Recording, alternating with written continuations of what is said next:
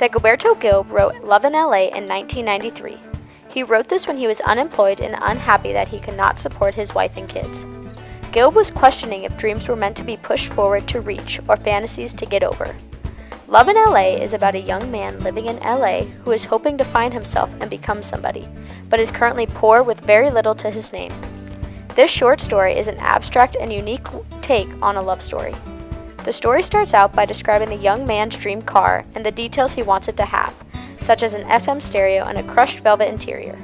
Jake, the main character, becomes so involved in his imagination that he forgets he is driving in traffic.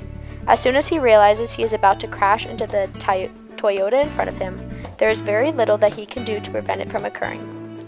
The girl driving the car is a young girl named Mariana.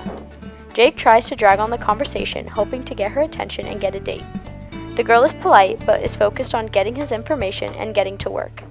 Jake lies about almost every detail about him, so she becomes interested in him, and so he will not have to pay for her car to get repaired. He is so embarrassed of his true self that he makes up who he wished he was. What is feminist criticism? It seeks to correct or supplement what they regard as a predominantly male-dominated critical perspective with a feminist consciousness. It places literature in a social context. It often has socio-political purposes. It explores how images of women in literature reflect the patriarchal social forces that have impeded women's efforts to gain full equality with men. Objectifying women. Jake, the main character, is focused on trying to get the girl he hit to go on a date with him as opposed to helping her fix her car. He views her simply as something to win over, asking her, "Any damage to the car? I'm kinda hoping so, just so it takes a little more time and we can talk some, or else you can give me your phone number now."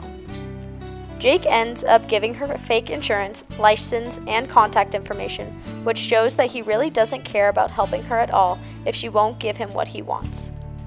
Male self-image. Jake, the main character, is portraying himself as a dominant male in the 1990s. Feminists want equal rights as men, but the male image of having to be a dominant and employed is clearly weighing heavy on Jake as he chooses to lie.